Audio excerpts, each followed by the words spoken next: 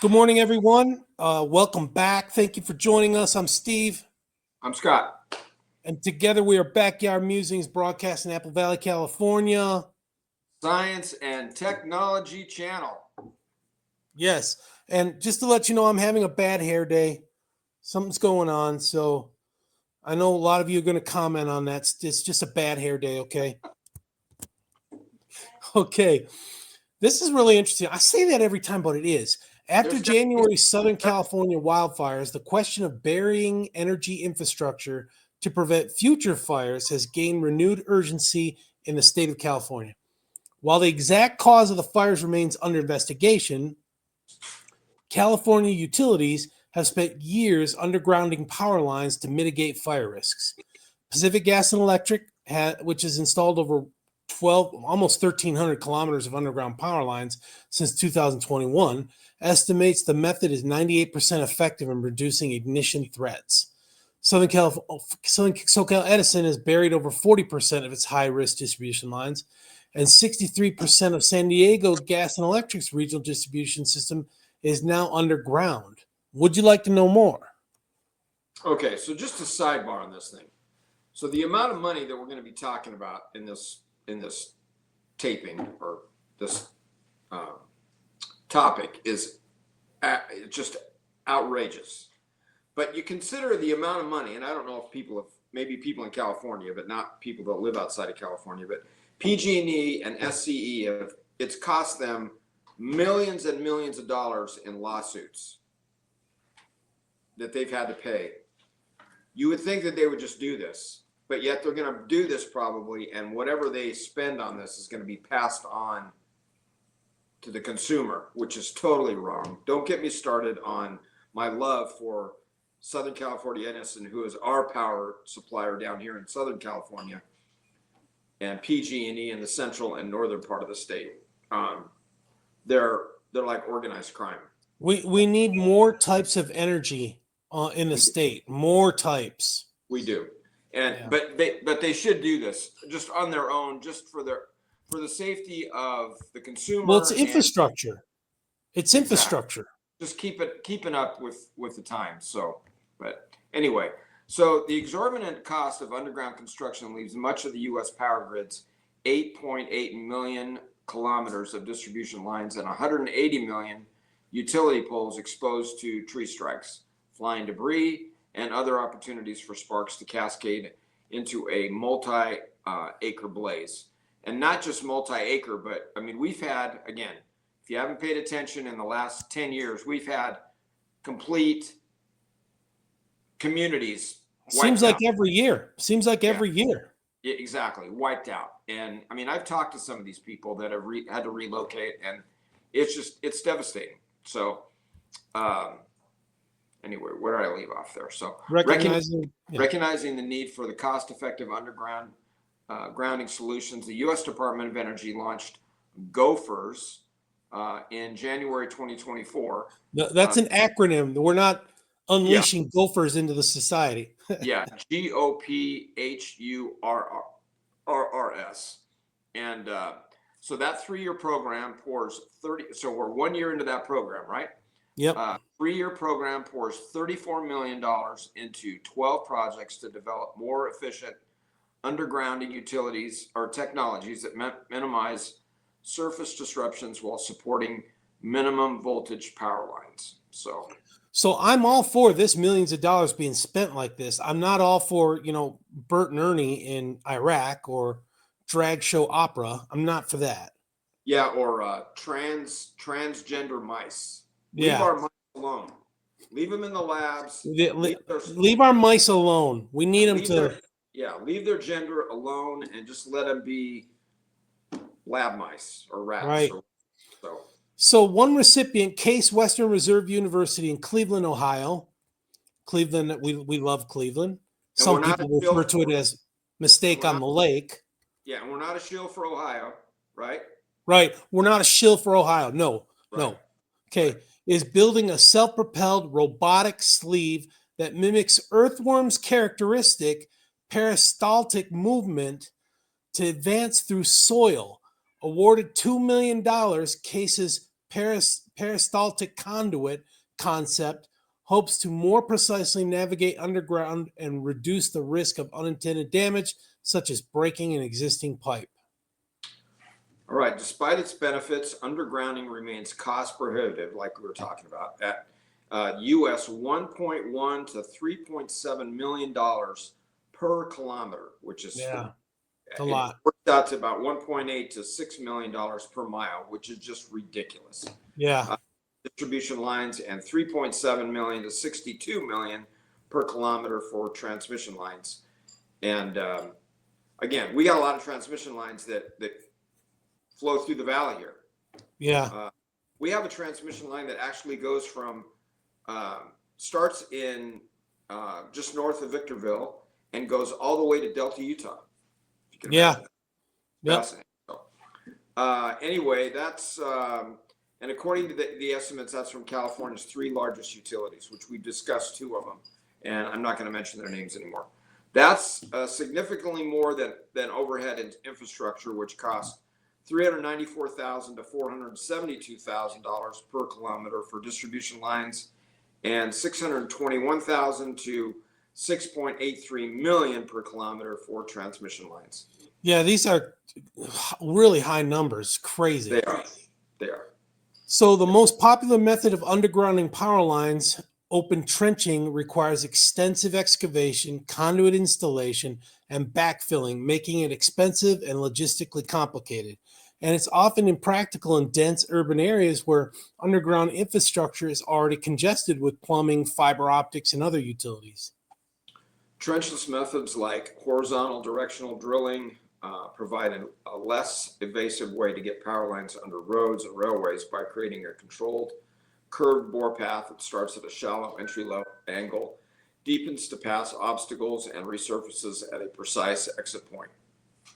But HDD is even more expensive than open trenching due to specialized equipment, complex workflows, and the risk of damaging existing infrastructure. Kind of like a tunnel underwater, but on a much smaller scale. So, yeah. Given the steep costs, utilities often prioritize cheaper fire mitigation strategies like trimming back nearby trees and other plants, using insulated conductors, and stepping up routine inspections and repairs. While not as effective as undergrounding, these measures have been the go-to option largely because faster, cheaper underground construction methods don't yet exist. Yeah, so let's take our area, okay? We're in the high desert. There's no fire danger up here, really. I mean, in the middle of the desert, maybe in a community or a home, an area if there was a power line. Well, the Cajon Pass, we use the Cajon Pass to get to Los Angeles.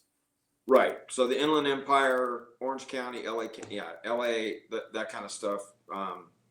But once you get out here to the desert, the overhead stuff is fine, right? I mean, you wouldn't have to change that. But in areas like you say, with a lot of greenery and like through the national forests, that's where you need to concentrate that. So I don't know. I don't know if they're using these figures just doing everything underground, or if just areas that they would have to do it underground. So, but anyway, well, it's per kilometer. Yeah. Ted Curry, Director of Energy Studies at the University of Florida's Public Utility Research Center, who has extensively studied the costs and benefits of undergrounding, says technologies implementing directional drilling improvements could make undergrounding more practical in urban or densely populated areas where open trenching and its attendant disruptions to the surrounding infrastructure could result in unattainable costs. So in Case's worm-inspired robot, alternating sections are designed to expand and retract to anchor and advance the machine. This flexible force increases precision and reduces the risk of impacting and breaking pipes. Conventional methods require large turning radii exceeding 300 meters, but Case's 1.5 meter turning radius will enable the device to flexibly maneuver around existing infrastructure. So this is a case of book smart, but not field smart. Have you ever, and it's not open trench, so have you ever tried a 1.5 meter turning radius with pipes and not being excavated? If it's excavated, yeah, you could do that, but we don't have flexible pipes underground that can do that. You know what I'm saying? Right. And I mean, and they do, again, I don't know how large the conduit or the pipe would have to be, but they make, preformed radiuses for electrical conduit and phone and communication Yeah, ducting. but you got to excavate first and then get down in the trench and connect it, right? Correct. You can't Correct. pull it through the underground through a hole that's tunneling unless Right. it's flexible.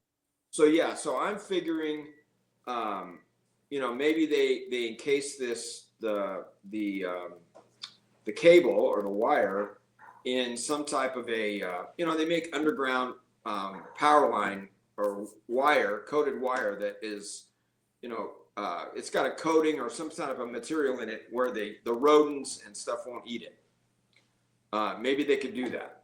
So again, I'm That's not going an to go against code because you have to power lines have to be buried, so which is not a problem so far under the ground, but they also have to be in conduits, right? right. And then usually you put like a bedding of sand 12 inches above it, and then a red strip that says electrical, so that when you're digging, you hit the red strip first. You're like, oh, there's power underneath there.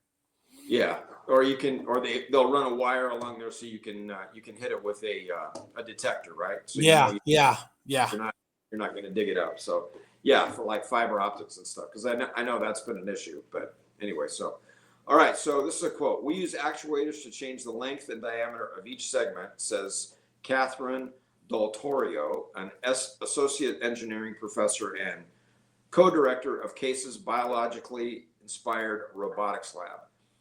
The short and fat segments press against the walls of the burrow. Then they anchor so the thin segments can advance forward. If two segments aren't touching the ground, but they're changing length at the same time, your anchors don't slip and you advance forward. This is according to Del Torio and her colleagues that have studied earthworm-inspired robotics for over a decade, originally envisioning the technology for surgical and confined space applications before recognizing its potential for underground power lines. Okay, so I got a question. So this thing is churning underground, digging a tunnel, whatever. Where does the dirt go that it's digging? I mean, if you think like a worm, it's got a circular and then an inside circular, and the dirt passes through it, right? Where's the dirt going to go once this Yeah, so guy's tunneling underground? I mean, and again, I'm not an expert, but they already have trenchless piping techniques, right? So you can redo a sewer line or you can redo a water line without actually digging up. It's almost like a plow effect, where this device goes inside the ground, it hooks onto the conduit or the cable and drags it in the ground. But again, you've got to be pretty clear about what you're coming up against, right? Rocks would be a problem. Buried walls, that kind of stuff. I know they use it for. I guess I'm going to trust that these guys know what they're doing, how to get the dirt out there that they're tunneling. I guess. Yeah, yeah. So, but again, and I'm talking about short distances, not miles and miles and miles, or in this case, we're talking about kilometers. So, but anyway, all right, where are we at here? Case Western Reserve. Yeah, yeah. Case Western Reserve University's worm-like digging robot can turn faster than other drilling techniques to avoid obstacles. There you go. Catherine Del Torio, Case School of Engineering Traditional HDD, relies on pushing a drill head through soil, kind of like what I was talking about, I think trenchless, requiring more force as the bore length grows. Case's drilling concept generates the force needed for the tip from the peristaltic segments within the borehole. As the path gets longer, only the front segment gets deeper.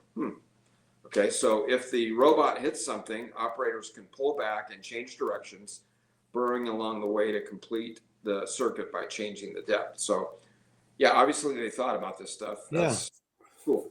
Okay, I guess we're not the experts, and I'm just trying to picture this and understand it. Another key difference from HDD is integrated conduit installation. In HDD, the drill goes the entire length first, and then the power conduit is pulled through. Case's peristaltic robot lays the conduit while traveling, reducing the overall installation time. Yeah, almost like using my mind's blank here. Like a drill, like a Well, drill or casing. like a cable feeder or a wire feeder when you're feeding something up through the wall or something. You attach it to, what do they call those things? It's like a cable inside of a coil. Yeah. Anyway, I can't think of it. So, all right, the peristaltic conduit approach is fascinating and certainly seems to be addressing concerns regarding the sheer variety of underground obstacles, says the University of Florida's Curry. However, he highlights a larger concern with undergrounding innovations, not just cases, in meeting a constantly evolving environment. Today's underground will look very different in 10 years as soil profiles shift, trees grow, animals tunnel, and people dig and build.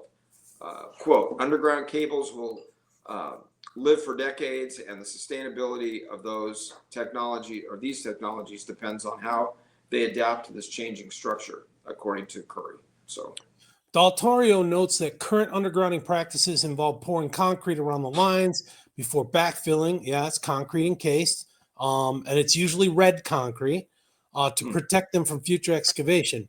A challenge for existing trenchless methods. But Case's project brings two major benefits. First, by better understanding borehole design, engineers have more flexibility in choosing conduit materials to match the standards for particular environments. Also, advancement in burrowing precision could minimize the likelihood of future disruptions from human activities.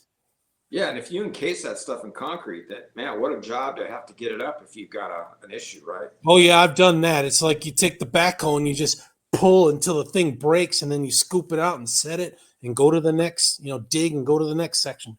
Pull it and break it out till it and take it out. Yeah. So then It's slow. your maintenance costs go way up, right? Yeah. Daltorio's team is collaborating with several partners, with Auburn University in Alabama contributing geotechnical expertise, Stony Brook University in New York running the modeling, and the University of Texas at Austin studying sediment interactions.